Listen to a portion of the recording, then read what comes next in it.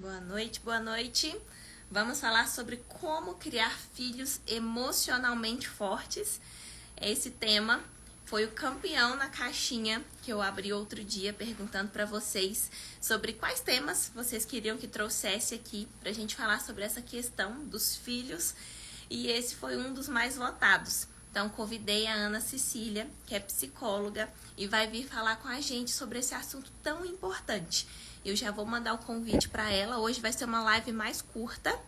E vamos começar, vamos mandar o aviãozinho para outras mães, para que elas possam participar também. Deixa eu tentar.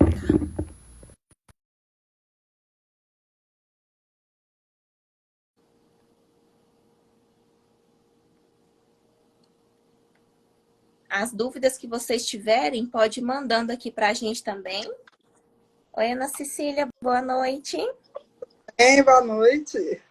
Tudo bem, graças a Deus. Muito obrigada pelo convite. Sou eu que agradeço por ter aceitado. Ana Cecília, eu vou te pedir para se apresentar aqui para o pessoal. Certo. Então vamos lá. Meu nome é Ana Cecília Faria. A minha formação é psicologia, eu sou psicóloga, né? Eu sou formada pela Universidade Federal de Uberlândia. Formei em 1987, tem um tempinho já, né, que eu estou aí nesse campo da psicologia.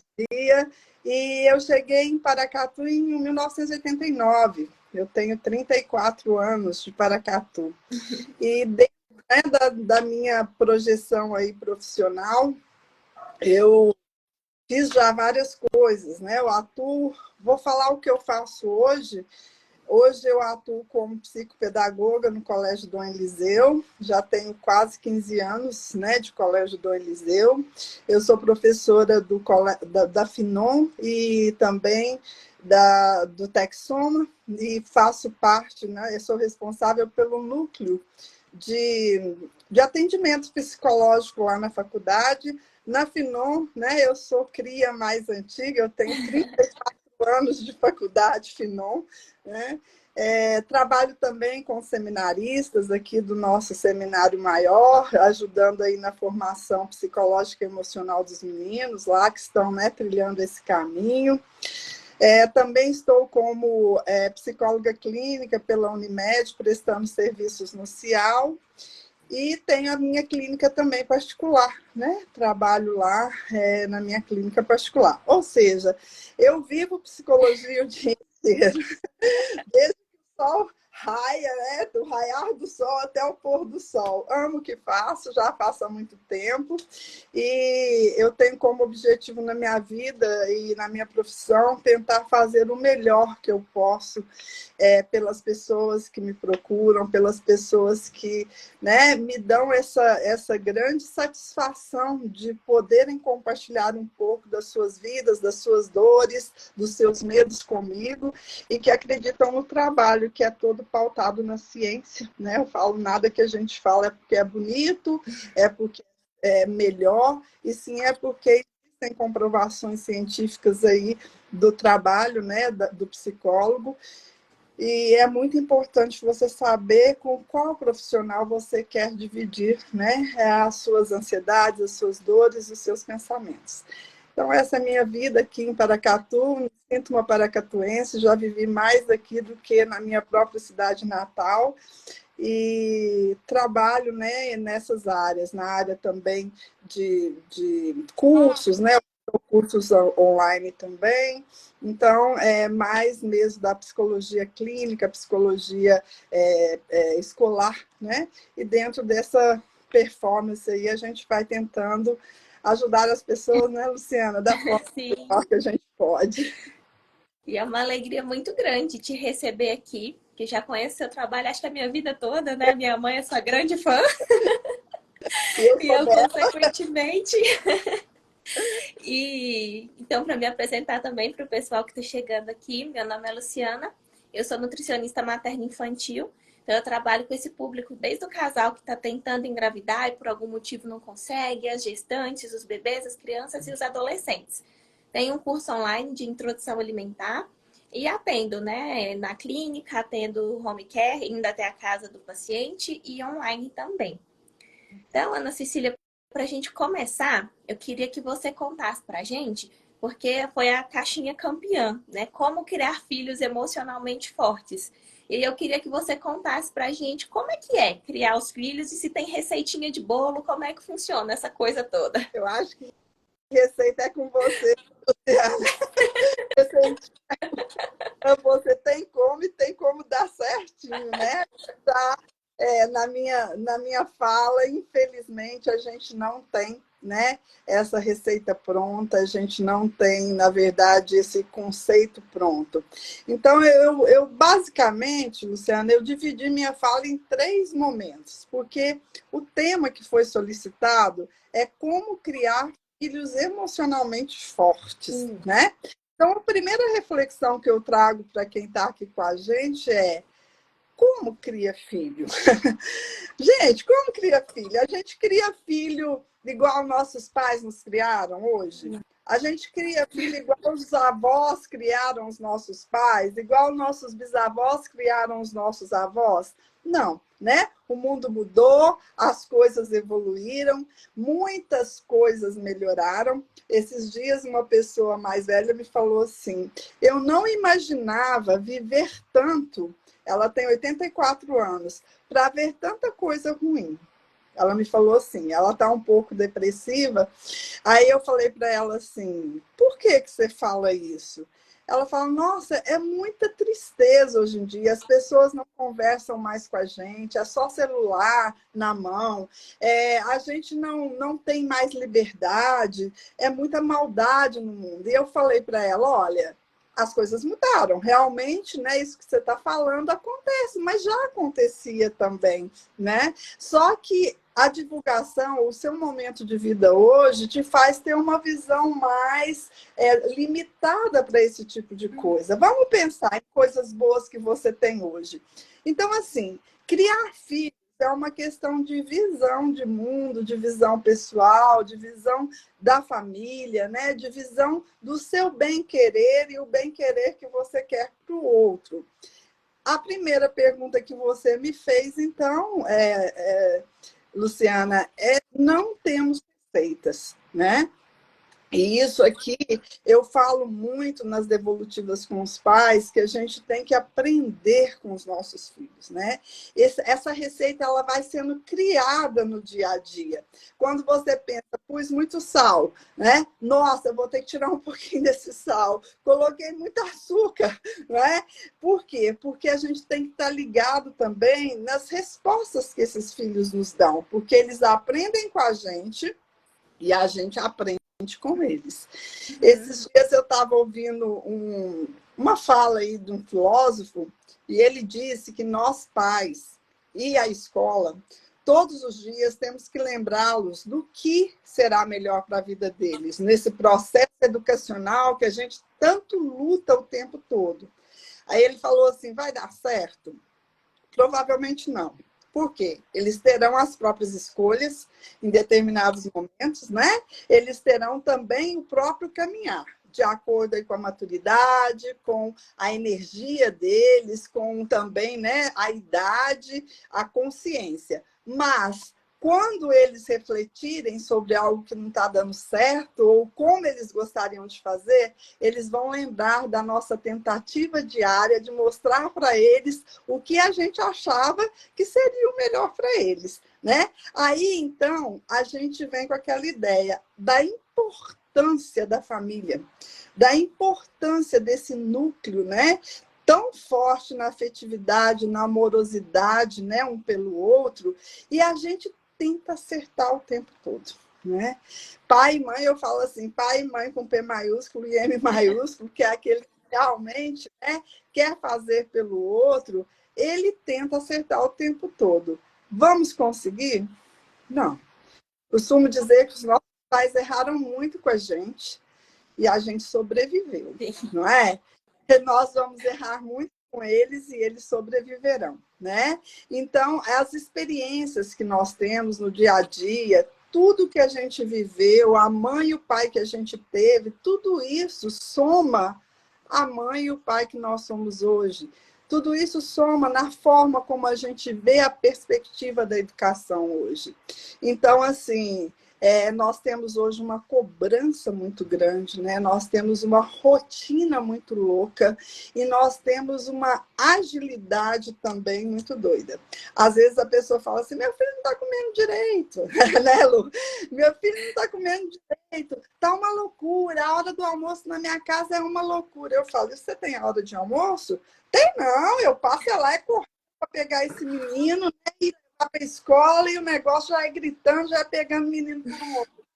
Passa pelo outro. Eu falo, e como que esse menino vai ter o desejo e a tranquilidade de comer bem, né? Então, assim, a gente tem que ver como também a gente está gerenciando isso. Então, vamos sintetizar. Criar filho não tem receita, né? Sempre tentamos acertar, mas nem sempre acertaremos, né? Nós somos o misto, né? O mix aí das nossas experiências, dos nossos pais, do que nós queremos, dos nossos desejos, das nossas ansiedades e das nossas angústias, né? Também em relação à criação dos nossos filhos. E nós somos espelhos. Sim. Até determinados momentos, né? Eu começo a brincar assim, aproveita aí, porque seu filho desenhou você como uma rainha, uma fada, só que ele tem 5 aninhos, então aproveita, porque chegando lá pelos 13, 14, ele vai desenhar outras coisas, né? Por quê? Porque vai mudando mesmo, né? Então, esses padrões sociais, como eles estão, né, sendo exercitados, como eu vivo isso. Bom, depois, como nós falamos aqui, como criar filhos emocionalmente fortes. Quando eu falo de emocionalmente forte, do que eu estou falando? Né? O que é ser emocionalmente forte? É não sentir? Muita gente pensa que emocionalmente forte é alguém que segura tudo, que não dá o braço a torcer, é alguém que está ali falando sempre que as coisas vão ser daquele jeito ou daquele outro jeito. Não, gente, emocionalmente forte é alguém que sente e consegue, nesse sentir, se equilibrar. É diferente, né? É diferente daquele que não quer sentir, que não quer ver, que não quer, na verdade, estabelecer uma conexão com o que é real, né? Pelo medo que ele tem, pelas ansiedades, pelas dúvidas.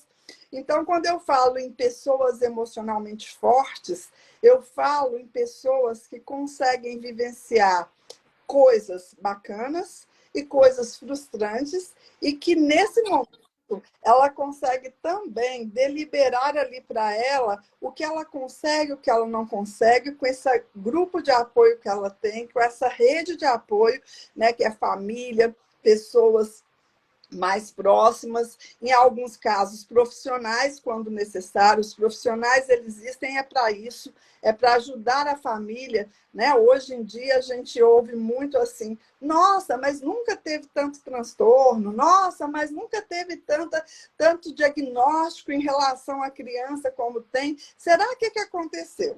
Não podemos fechar os olhos ao processo da pandemia, que, né, realmente afetou muito todos, mas as crianças, para mim, isso foi assim, uma dor no coração, né? Porque tudo que eles têm, que é a questão mesmo da convivência, foi cortado. Eles viveram situações muito fortes, de adultos também que descompensaram em função das incertezas, né?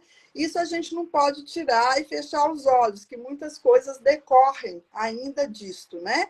Mas os diagnósticos hoje, eles estão muito mais evoluídos. Ah, vou falar num TOD, um transtorno opositor desafiador, vou falar TEA, um transtorno do espectro autista. Nunca teve, agora que está tendo, sempre teve.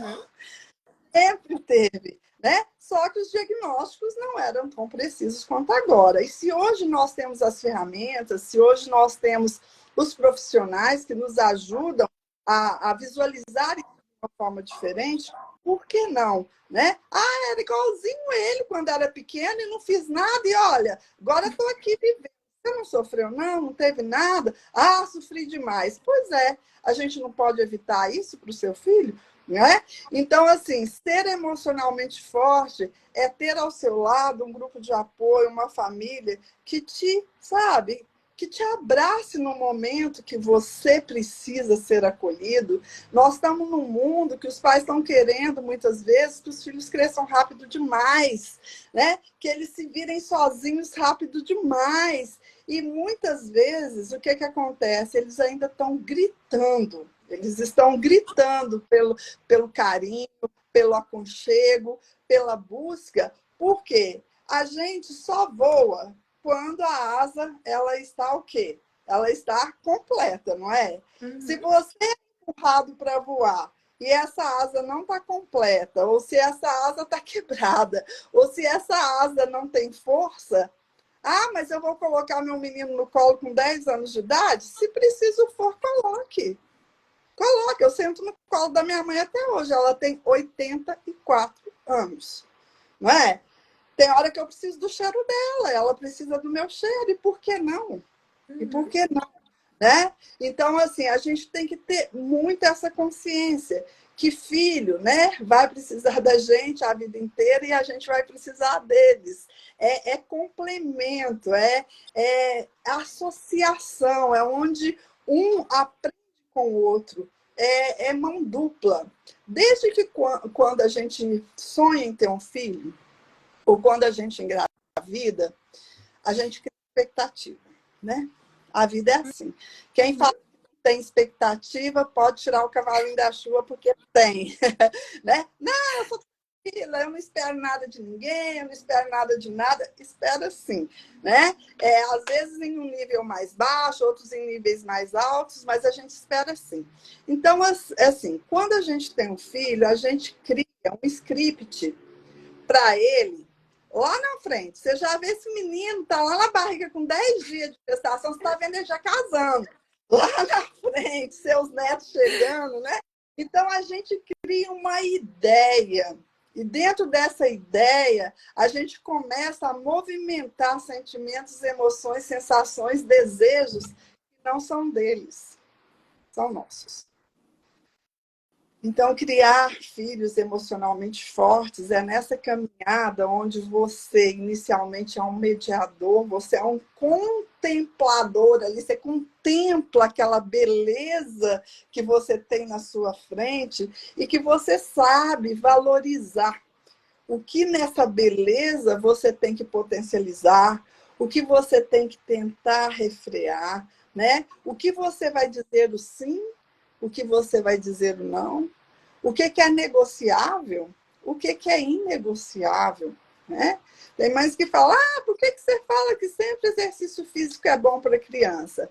Vamos pensar no exercício físico no sentido de socialização, no sentido de harmonização interna corporal, depois de uma natação, depois de um futebol, como é que esse menino sente?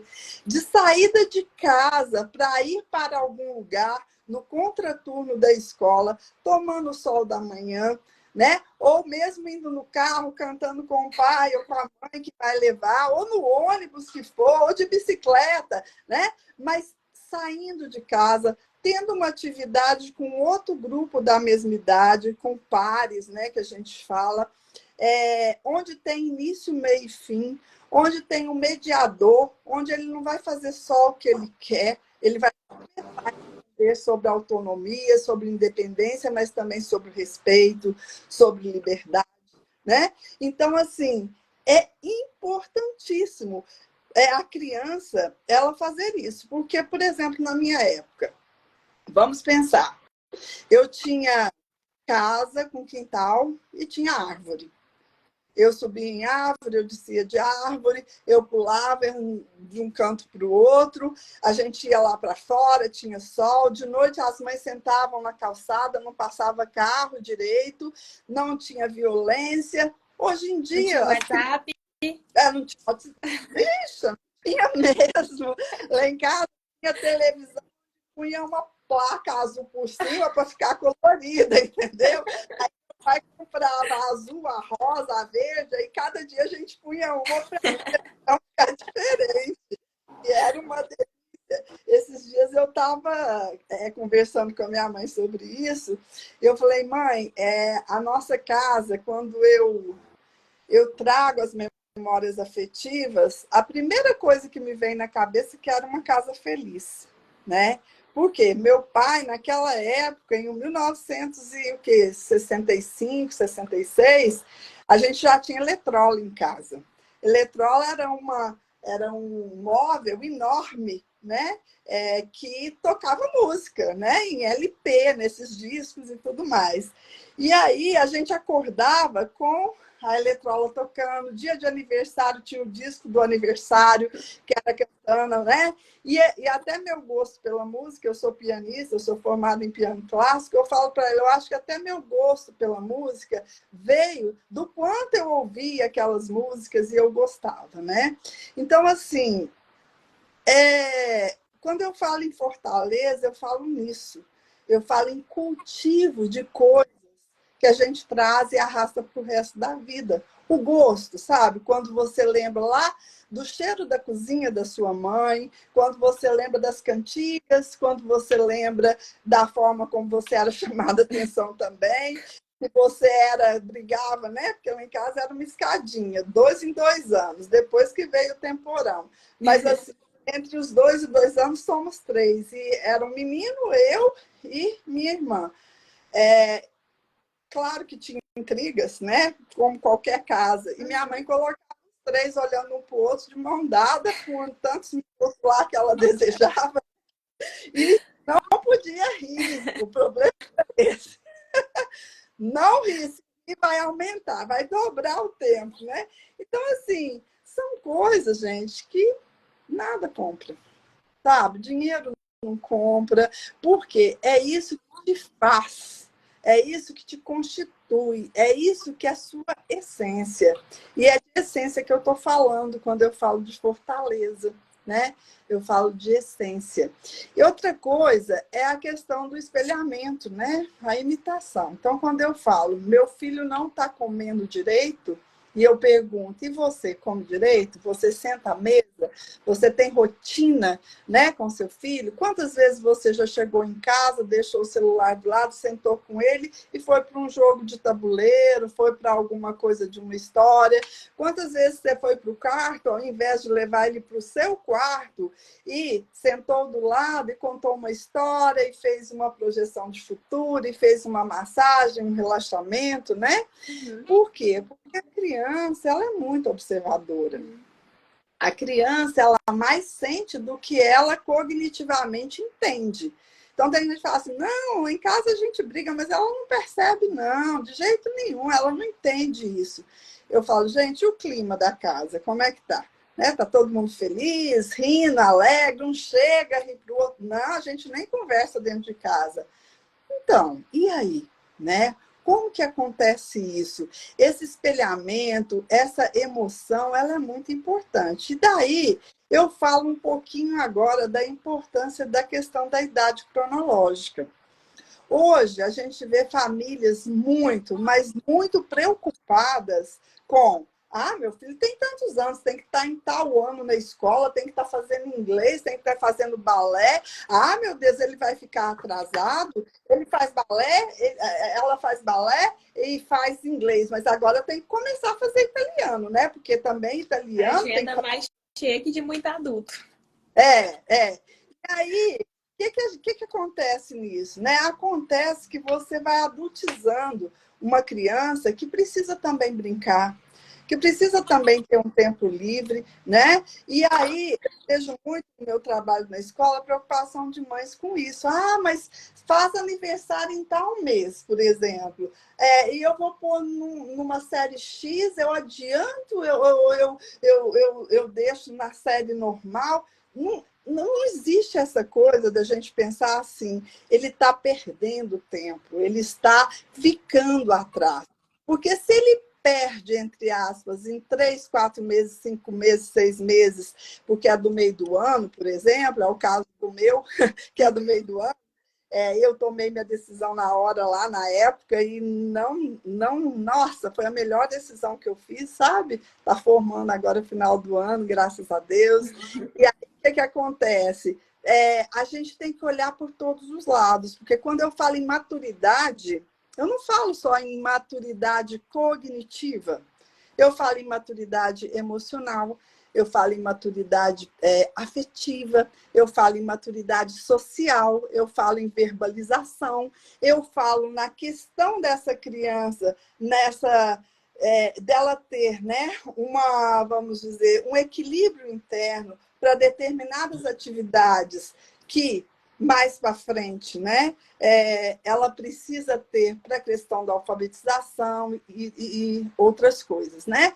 Porque a gente pensa assim, agora, 1 ano, 2 anos de diferença, não vai fazer tanta, vamos dizer, bagunça, né? Mas pensa seu filho com 15, estudando com meninos de 17, né? Aí a coisa pega. Começa a mudar um pouquinho. Então, vamos ter calma, né? Vamos ter calma. O mundo aí urge para que a gente faça tudo correndo, que a gente realmente ache que se fizer muito, estiver na frente, a gente está ganhando, né? E muitas vezes não é assim. E outra coisa que é muito importante a gente entender e que a gente é cobrado, e às vezes isso é muito fruto da autocobrança, é que não somos super pais e nem somos super mães, tá? Essa questão de sermos, né, vamos dizer, potencialmente humanos e termos limites é algo que a gente tem que lembrar todos os dias. Todos os dias, né? E nessa questão dessa autorreflexão, eu acabo entendendo o que eu quero para o outro, o que o outro quer e o que seria melhor para nós dois, né? Vou dar exemplo, por exemplo, de uma mãe muito ativa, né, que gosta de fazer muita coisa, que gosta de ter muitos compromissos, uma mãe que está fazendo um curso, já quer começar outro, que quer fazer uma coisa, você entende, né, Luciana? Sei como é. Que quer fazer outra, e que tenha um filho que não tem esse pique, sabe? E que tenha um filho que quer fazer sim, quer fazer alguma coisa, mas é uma coisa, né? E essa mãe tem a dificuldade de entender e de engolir isso. O que essa mãe vai fazer inicialmente? Ela vai tentar. Ela vai tentar colocar esse filho no mesmo trilho dela. E aí, o que acontece? Se ela não consegue, ela tem 2 opções. Ou ela se frustra, ou ela frustra o filho. Não é? Vai chegar uma hora que ele vai fazer o que, na verdade, ele acha que deve fazer, ele fará, né? Esse filósofo que eu falei lá no início, que falou, né, da questão que não vai dar certo, porque eles criam a própria trilha, é claro que ladeados pelo que a escola e a família, principalmente a escola e família, construiu com eles, né? Mas ele falou assim, olha, você vai brigar com seu filho para ele escovar os dentes direito, uns 16 anos, para ele passar fio dental. Sabe quando ele vai fazer isso? Quando ele apaixonar e for beijar a primeira menina. Aí, menino, o negócio ele vai lembrar de tudo que você ensinou para ele. Mas se ele não tomar essa consciência, isso não irá acontecer, só porque você acha que ele deve fazer, né? Ele pode até fazer, mas abaixo de chantagem, né? Se não fizer, não vai ganhar, e assim por diante. E a terceira parte aqui, Lu, é como identificar se estamos acertando, né? Isso aí que é difícil, porque às vezes a gente coloca o quê? Uma venda. A gente não consegue, na verdade, entender que a gente também tem que dar um passo atrás ou um passo à frente, que seja, né? Então, a primeira pergunta que eu tenho que fazer para eu identificar se eu estou acertando está dando certo com o que eu estou esperando do outro? Porque tem mãe, não sei se isso acontece com você, que chega e fala assim, eu já fiz isso, eu já fiz aquilo, não deu certo. Lá na minha família todo mundo fez desse jeito, deu certo, mas com ele não dá, né? Aí eu pego e falo assim, então, muda. Porque pode ter dado certo para o mundo. Se não está dando certo com ele, é porque não é assim que ele reage. Tem criança que, para você conseguir algo, você tira algo. Por exemplo, se ela gosta muito do tablet. Ah, vai tirar o tablet essa semana enquanto você não melhorar para comer, por exemplo, né? Tem criança que faz tudo, então, para conseguir o tablet de volta. Ela come, ela tal, e ela consegue. Deu certo? Deu. É um reforço negativo, mas deu certo. Tem mãe que, se tirar o tablet, ela entra em desânimo. Entendeu? Ela não vai comer nada. Então, assim, eu tenho que entender se a forma como eu estou lidando, a forma como eu estou trazendo, né? Seja a recompensa, seja, não fala punição, mas a retirada do reforço positivo, se isso está dando a resposta que eu espero. Se não está dando, é porque não está dando certo. Então, ou eu tenho que mudar, ou eu tenho que rever a forma de, né, intercambiar aí com essa criança. E aí eu pergunto, né, para quem está dando certo? Para quem? Ah, não está dando certo, mas vou continuar assim. Enquanto ele não entender o que eu quero, eu não faço diferente, né? Aí, então, você tem que entender que você que deseja para ele, mas até quando você vai conseguir desejar para ele? Porque ele vai ser uma pessoa separada de você. Sim. Tem aí, né, pessoas, poetas que falam que a coisa mais linda, né, é quando realmente a gente deixa voar, né? A gente deixa voar e a gente sente que os filhos, eles conseguem sobreviver sem a gente, né? Você que tem filhos pequenos deve até doer eu falar isso. Dói. Eu já fico imaginando aqui, lembro minha mãe, quando eu casei, que ela mandava mensagem assim, não, volta. Também para cá. Mas eles vão, né? Eles vão e realmente eles sobrevivem sem a gente, no sentido assim, de conseguir encontrar o caminho, batendo muita cabeça, né? Mas eles, igual a gente, eles conseguem. Mas sempre de que forma? Se eles têm, né? Um ninho do aconchego, se eles têm a proximidade e a convivência e a confiança, eles sempre vão voltar para a gente, né? Mãe, como é que é isso? Pai, né? Me ajuda naquilo. Por quê? Somos os melhores amigos uns dos outros, né? Pais e filhos, amigos de viagem, companheiros de viagem nessa vida.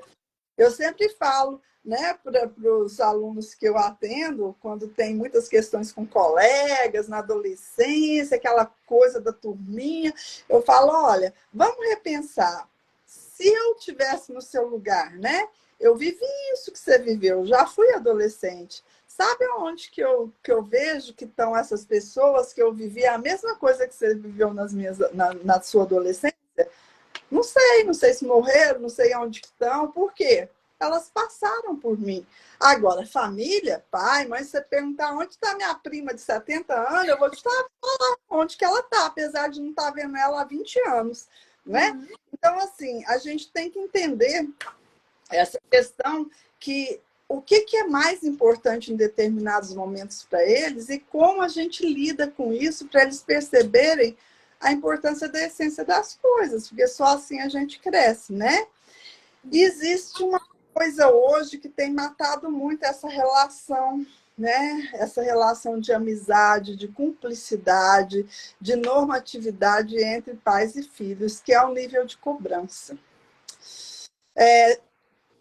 Existe, né, essa questão do nível de cobrança intrapessoal, que é a cobrança que eu tenho comigo mesma, em função da minha personalidade, da forma como eu fui criada, da forma como eu vejo o mundo, da forma como eu me espelho, né? Que tem pessoas que têm uma cobrança interna muito alta, e isso causa um nível de ansiedade enorme que leva a disfunções, a distúrbios alimentares, a distúrbios, uma série de distúrbios, né? A ansiedade generalizada, e isso é muito ruim. Nós já vivemos num mundo que a cobrança ela é constante. Você sai na porta da sua casa, né? Você já começa a ser cobrado, entre aspas, os olhares, o carro que você usa, a maquiagem que você tem, a roupa que você tem, como você veste, como você fala, né? Se você é uma pessoa de sucesso ou não, como você é vista. Então, essas são as cobranças intrapessoais, né? Entre os grupos que eu permaneço, que eu estou, entre as pessoas que eu convivo, e às vezes essas cobranças maiores interpessoais são dentro da própria casa, né? A pessoa já tem uma pressão muito grande ali. Quando a gente é adulto, nem se fala no trabalho também, a pressão que a gente tem, né, por todos os lados, a competitividade, a questão de você alcançar o que você quer, né? Hoje as mídias mostram muito aí, né, o quanto existe esse padrão de competitividade, todo mundo querendo estar, né, alicerçando o seu espaço, fazendo, né, ser visto, ser reconhecido de alguma forma. Isso é lindo, isso é maravilhoso, cada um fazendo o seu trabalho, ajudando as pessoas. Nós duas estamos aqui mesmo, né? Tentando aqui passar um pouquinho do que a gente estudou, do que a gente aprende para as pessoas, mas tem pessoas que não sabem parar, né? E isso aumenta a ansiedade, aumenta essa cobrança interna e começa numa disputa. A pior disputa que eu acho, Lu, é a disputa com a gente mesmo, sabe? É a gente sempre achar que não está bom, é a gente sempre não se reconhecer. Não é? Então, por isso que eu falo, chegou o fim do dia, fecha o olho um pouquinho e pensa, né? Como foi meu dia hoje? O que eu fiz para mim, por mim? A questão do autocuidado, ela é importantíssima. Estava acabando de ver uma live agora sobre isso, né? O autocuidado. Porque se eu não cuido de mim, como que eu vou cuidar do outro? Né? Tem gente que cuida de tanta gente, e quem cuida dela, que cuida de tanta gente? Se às vezes nem ela mesma se vê, não é verdade? Então, assim, isso tem que estar muito, né, muito presente no nosso dia a dia. E a última reflexão que eu trago aqui, antes de, né, a gente dar continuidade, é se a maternidade ou a paternidade, né, quando você pensa no seu papel de mãe, no seu papel de pai, qual que é o sentimento que te dá, né? Você acha que você se tornou uma pessoa melhor depois de ser mãe, de ser pai, né? Você é feliz por isso? Ou a maternidade e a paternidade se tornou um peso para você, né? Porque a gente tem que realmente entender que nem tudo são flores. E tudo que você faz uma opção, uma mulher que hoje, por exemplo, uma família, um casal que não quer, entre aspas, ter filhos, é uma opção. Eles vão ter benesses com isso, eles terão coisas positivas e eles também vão perder muitas coisas por não ter filhos, né? Mas também quem tem vai perder muita coisa por ter, né? E vai ganhar muitas coisas. Então é uma decisão, né? É uma opção, é um desafio diário. E pensar que tudo na vida, né, você vai ter perdas e ganhos. O que eu encontro, assim, às vezes, né, são mulheres que desistem dos próprios sonhos em função de filho. Claro que tem determinados momentos que eles são muito dependentes, que eles precisam muito da gente, que eles precisam quase que incondicionalmente em tudo. Aí a gente tem que terceirizar algumas coisas e tudo mais, né? Mas é importante a gente entender que a gente tem vida própria, né? Que a gente também tem sonhos da gente, que um dia nós vamos ter, sim, a síndrome do ninho vazio, né? Que vai estar ou eu sozinho, ou eu com meu companheiro e meus filhos voando. E aí, como que eu vou me encontrar? Como que eu vou sobreviver se eu esqueci de mim, né? E assim, tudo bem se a pessoa acha que é um peso, né? Porque realmente às vezes tem gente que deixa os sonhos, começa uma vida muito louca de, sabe, de uma obsessão ali só por filho, filho, filho. Mas aí também você tem que começar a entender que se você for assim, não vai ser bom nem para eles, nem para você, né? E começar a redirecionar a sua vida aos poucos, dentro do que você consegue. Não existe padrão. Tem mulher que para de trabalhar quando os filhos vêm, porque querem curtir mais, querem ficar mais. Tem mulheres que os filhos nascem, 10 dias depois elas estão trabalhando, não é? Isso é personalidade, isso é traço, né, de comportamento, isso é o jeito de ser de cada um, e não tem nada de certo e errado nisso. O certo e errado é para a pessoa. Se não te faz bem, se não te faz feliz, e se está sendo um peso, não está legal. Né? E se não está legal para você, vai pesar na sua relação com seu filho. E aí tem que se pensar. Sim. Ok? Você foi falando assim, foi me dando vários insights, assim, né? Durante cada fala, porque muitas das coisas que você trouxe, assim, relacionada a essa parte emocional, eu trago na consulta de nutrição mesmo, de alimentação, porque nós estamos todos interligados, né, gente? É uma coisa só. Então, quando a gente pensa assim, na formação de uma criança, tanto física, emocional, mental, formar mesmo a criança, inicia desde antes da gestação. Então, por isso que a gente prepara o casal para a gravidez, prepara o terreno, né? Vamos, como fazer uma horta, realmente preparar a terra para a sementinha chegar e a gente ter essa criança saudável ali, uma gestação saudável.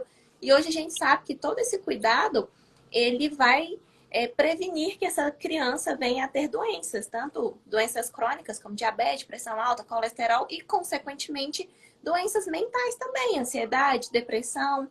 E, consequentemente, se a gente cuidou desse casal e principalmente se a gente cuidou dessa gestante, a gente vai conseguir evitar também, prevenir o máximo possível que ela venha a ter uma crise de ansiedade, o baby blues, né, que é tão comum no pós-parto, que é aquela tristezinha, algumas mulheres vão evoluir para depressão, e é claro que ela ama o bebê dela, mas, né, é uma série de questões que acontecem com a mulher ali no pós-parto.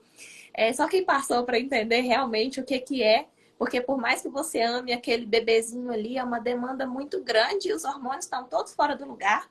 Então a gente olha para essa questão também, nutricionalmente falando, a questão da suplementação, você já olha a questão psicológica mesmo dessa mulher, desse casal. E aí você comentou também que as crianças são espelho. Nós somos espelho. E eu sempre falo isso na consulta, só que eu falo que as crianças são esponja. Então, elas absorvem o redor delas. Então, assim, se eu quero que o meu filho coma bem, eu preciso comer bem. Se eu quero que meu filho seja educado, eu preciso ser educado. Se eu quero que ele seja honesto, eu preciso ser honesto. Porque a gente acha que não, mas eles estão ali observando tudo. Né? Por mais que pareça que está ali brincando, desligado do mundo, tá sabendo tudo que está acontecendo na casa. Então, eles são realmente essa esponjinha. E aí, algumas famílias chegam para consulta de seletividade alimentar, por exemplo, a criança deixou de comer várias coisas, e quando você vai ver, a criança não tem uma rotina, porque a família não tem uma rotina. Então, é importante horário para acordar, horário para dormir, horário para comer, que tipo de comida que entra nessa casa, o que os pais comem. Porque não adianta eu querer que meu filho coma verdura e eu vou comer salgadinho de pacote. Né? Então, assim, a gente deixa essas coisas para comer longe da criança. A gente não vai estimular isso se eu quero que ele coma bem, que ele coma saudável, porque a gente sabe que é um tipo de alimento que vicia o paladar. E a gente vai trazendo tudo isso também, por exemplo, quando a gente pensa na criação da criança, na formação da criança física, emocional, mental, e a gente tem o lado também que cada criança é única. Então, né, criei meus filhos todos iguais, só esse aqui deu errado. Comi isso aqui a vida inteira e não morri. São frases que a gente vem escutando, mas cada pessoa é única. Então, eu falo assim, que ser mãe, né, no caso, mas ser pai e mãe é maravilhoso, mas dá um trabalho danado. E assim, ninguém sabe de tudo, então a gente precisa estudar. Então, a gente tem os temperamentos, né? Cada pessoa tem um temperamento. Tem criança que é mais fácil de lidar, tem criança que é mais difícil de lidar. E esse é o temperamento, então eu tenho que saber como é que eu vou lidar com aquela criança. E um filho é diferente do outro. Tem a questão das linguagens do amor também. Então, tem aquele livro 5 Linguagens do Amor das Crianças. Tem para o casal e tem para as crianças. Eu já li. É, Lindíssimo. ele é ótimo, assim, porque ele, né, ele abre a mente, assim. O que é? A gente começa a perceber. Ah, esse filho aqui gosta mais de carinho, e toda hora ele quer beijo, ele quer colo. Não é que ele é dengoso, é a linguagem dele. Tem um outro que vai ficar super feliz se você comprar um brinquedo. Tem outro que não vai ligar de ganhar presente. Então, qual é a linguagem do amor dessa criança? E será que eu estou conseguindo atender as demandas dessa criança? Porque hoje a gente vive num mundo muito agitado. É muito difícil viver assim, conseguir dar conta de tudo, ninguém dá conta de tudo. A gente está sempre correndo atrás, tentando conseguir. E chega em casa e tem uma criança ali. E ela quer atenção. Então, e aquela questão, né? Eu vou sentar para ficar com meu filho só com ele, ou eu vou sentar com ele e com o telefone do lado? Porque a gente nem pensa em desligar, né? O telefone virou, faz parte da pessoa hoje, né? Tá ligado assim o tempo todo. Então, toda essa questão que você trouxe é muito importante, assim, para a gente, enquanto pai, enquanto mãe, fazer as reflexões. Será que eu estou tendo tempo para o meu filho hoje que ele precisa, principalmente na infância? Será que eu estou tendo tempo com ele, tempo de qualidade? Eu consigo, sei lá, uma vez na semana ir na pracinha, sentar no chão, brincar, deitar e não fazer nada? Eu consigo fazer isso? Porque isso para a criança é muito importante, né? Muitas vezes a gente não vai conseguir fazer isso todos os dias, mas é muito importante, assim. Uma das aulas que eu tive, a professora deu um exemplo, assim, de uma criança que veio para consulta por causa que não comia e a criança passava o dia inteiro com a babá. E a mãe só chegava na hora de colocar essa criança para dormir em casa. E a mãe levou para consulta não porque a criança não comia, mas porque ela demorava muito para dormir. Então, quando foram ver o que estava acontecendo, além dela não comer, porque ela não tinha um estímulo, a babá estava sempre no telefone, os pais não estavam em casa, o único momento que ela tinha com a mãe era à noite. E a mãe queria que ela dormisse logo, porque com certeza ela chegava muito cansada. Mas a criança queria a mãe, por isso ela não queria dormir. Então, assim, são coisas que a gente não, às vezes, nem se toca, né? Eu cheguei cansada, mas minha filha tá ali me esperando. Então, são pequenos ajustes que precisam ser feitos na rotina de cada família, porque cada família é uma, cada família vai ter sua rotina. E acho que esses pontos que você trouxe são muito importantes, assim, para cada um refletir mesmo como é que tem sido a educação das crianças. Eu costumo dizer, Lu, que quando os pais chegam em casa nos dias atuais, os filhos querem paz, né? Eles querem os pais, querem atenção, eles querem estar juntos, e pais querem paz, né? Eles querem paz. Então, aí entra essa questão que você falou do uso, né? Também das telas, que hoje as nossas babás se chamam telas, né? Babás para acalmar os filhos. E por mais que a neurociência traga uma série de questões que invadem aí toda uma questão do desenvolvimento, né? O uso da tela indiscriminada, do jeito que está sendo feito, está quase impossível realmente, às vezes até criar. Tem pais que falam comigo depois, né, de orientações, falam assim, olha, eu estou tentando, eles falam assim, eu estou tentando diminuir, né? Por quê? Porque criou-se aí, muitas vezes, desde lá, bebês ainda, né? Essa conexão com tela, e que agora é como se, na verdade, fosse um ópio mesmo ali, né? Para criar conexões e tudo mais. E eu falo, gente, para tirar algo que é bom, até da gente que é adulto, se eu gosto de determinada coisa e alguém fala para mim assim, não vai fazer mais ou não terá mais isso na sua vida, eu vou procurar alguma coisa para substituir que me dê aquele prazer que eu tinha com aquilo que eu gostava. A criança nem se fala. Então, a questão não é só tirar a tela. A questão é, eu tiro a tela, mas o que eu ponho no lugar? O que é que eu vou conseguir substituir, né? Aquele prazer que a criança teve a nível até neurológico dessa relação dela com a tela, né? O que eu vou trazer para que ela realmente consiga investir em uma outra atividade? Aí tem gente que fala assim, eu tenho que dar um presente caro, eu tenho que levar... Não, às vezes a sua presença, né? Às vezes vamos brincar aqui de um cozinhadinho, né? Eu não sei se você lembra dessa expressão. Lembro. na minha vida isso foi muito comum, né? Mas naquela época era até uma coisa meio perigosa que a gente fazia, era naqueles fogãozinhos que fazia no fundo de quintal, né? Uns gravetinhos assim, já trazia o feijão cozido lá da mãe, mas o arrozinho a gente fazia todo enfumaçado ali. Mas, ó, memórias afetivas. E muito, né? E que dá que a água na boca daquele arroz enfumaçado que a gente fazia ali, né? No fundo do quintal, brincando de cozinhadinho, brincando de arrumação. Ah, mas esse menino aqui, ele não guarda nada, ele não tem, eu brigo com ele. Faça do guardar uma brincadeira. Faça do guardar uma brincadeira e não o fim da brincadeira. Se está sendo bom, eu vou querer guardar? Pensa!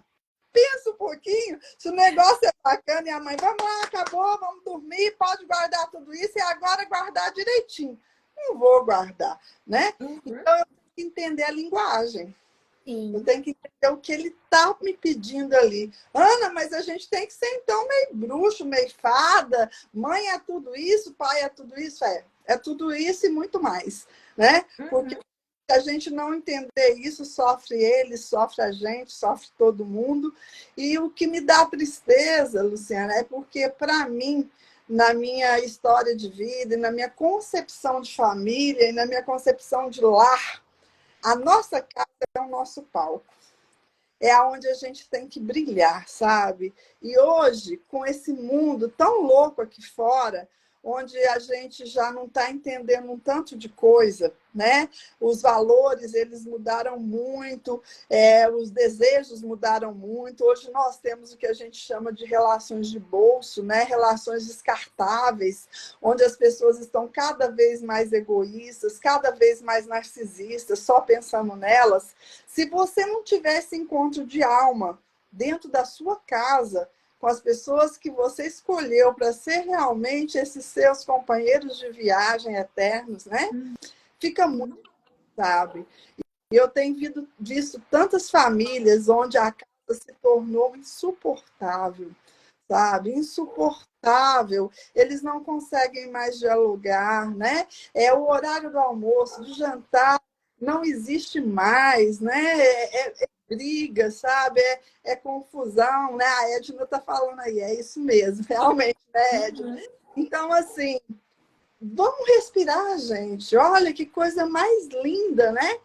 Hoje eu tenho a opção, eu tive a opção de morar sozinha. Eu já moro sozinha há 10 anos, né? Eu aprendi a entender o que é solitude, né? Que é conviver comigo mesma, gostar de estar comigo mesma. Mas eu não troco, sabe? Isso por... não é porque eu gosto de viver sozinha, é a condição que eu tenho hoje da minha vida. Meu filho mora fora, né? E tudo. Mas o que acontece? Se você consegue abrir a porta da sua casa e ver seus filhos hoje, ver seu marido, ou seu companheiro, ou a sua companheira, né? Hoje nós temos vários tipos de relações aí. As pessoas que você escolheu para estar junto com você, gente, saboreie isso, sabe? E engula isso com um desejo tão grande que isso vai te explodir em felicidade, sabe? Toda vez que você adentrar para a sua casa, para você entrar para o seu lar, agradeça, né, por ter as pessoas que estão lá te esperando e pense o que eu estou contribuindo para que a vida dessas pessoas e a minha vida se torne luz, sabe? Porque a gente está nesse mundo para ser feliz, não é? Se você não acredita que você está aqui para ser feliz, tem algo de errado. Nós nascemos para a felicidade. Então, nós temos que buscar isso. E a família, sabe? É esse palco onde você tem que se sentir iluminado, é onde essa energia vai redobrar e que quando você sair da porta para fora, você vai irradiar toda essa segurança, esse amor, né? Essa energia que, sabe, vai vibrar dentro de você, porque o contrário é verdadeiro. Se foi pesado, se está difícil, se tudo te remete a uma descrença, é isso que você vai irradiar também, né? Para a sua vida, para as suas relações. Então, vamos pensar um pouquinho. Filhos emocionalmente fortes é resultado de quê? De pais emocionalmente fortes. Pais que não sentem? Não, o contrário. Pais que sentem, né? Que sentem as coisas, que incorporam e que tentam resolver. E acho que é muito importante a gente pensar também na quebra de ciclos, né? Porque muitas vezes, eu não dou colo pro meu filho porque eu não tive colo, eu não dou beijo porque eu não tive beijo. Sei lá, eu grito porque gritavam comigo. E a gente realmente carrega. Às vezes eu dou uma surtada aqui, sabe? Dou um grito e eu falo, gente. Eu perguntei minha mãe, falei, mãe, que eu era pirracenta, segundo minha madrinha, né? Quando eu era pequena. Falei, mãe, como é que era? O que acontecia lá em casa? Ela foi me contar. Falei, olha. Eu tô meio que repetindo algumas coisas, aí eu tô me policiando, porque a primeira reação que eu tenho é gritar. Então eu já percebi que não é isso, não é assim que eu quero fazer com as meninas, né? Então agora eu tô tentando me segurar, me dar aquela controlada. E essa questão assim de criança precisa de colo, criança precisa de beijo, criança é assim que a gente é formado, a gente precisa desse contato. E eu percebo assim, que algumas pessoas não dão porque não tiveram. Mas não é porque eu não tive que eu não posso dar. Eu posso aprender para passar isso daqui para frente. Pois é, Lu, e o contrário disso também é perigoso, né? Porque essa repetição de ciclo eu faço porque fizeram comigo, ou eu faço, né? Porque era esse o padrão que eu tinha. Eu não tenho que necessariamente ficar repetindo padrões que eu acho que não foram legais para mim. Então, reflexão que você fez aí em relação, né, a perguntar para sua mãe, a refletir, isso é maravilhoso, isso é crescimento. Mas, por um outro lado, também tem uma outra coisa que é muito perigosa, que é eu quero fazer e quero dar para ele tudo que eu não tive. Ai, ai, ai. Né? Você primeiro tem que perguntar para ele se ele quer o que você não teve. Uhum. Né? Às vezes ele não quer. Eu sempre tive vontade, por exemplo, isso acontecia muito quando eu dava aula de piano. Às vezes a pessoa chegava e falava assim, eu quero matricular minha filha com você para aprender piano. Eu sempre tive muita vontade de estudar piano. Aí eu perguntava, e ela tem? Né? Ah, não sei, né? Então, se você não sabe, é melhor você se matricular, né? Então, se ela mostrar o desejo de tocar o piano, porque você vai estar tocando, né? Vai estar aprendendo. Mas eu já estou mais velha, eu não aprendo. Aprende sim, se você quiser, você aprende. Então, assim, tem que ter muito cuidado, né? Naquela coisa que eu falei lá no início da minha fala, desde quando a gente imagina ter um filho. É esse script de vida que a gente pensa para ele lá na frente. E muitas vezes, por detrás disso, eu vou dar para ele o que eu não tive, tem muito da nossa angústia e do nosso desejo de se, vamos dizer, fortalecer e se ver preenchido por aquilo que eu não tenho coragem de fazer por mim.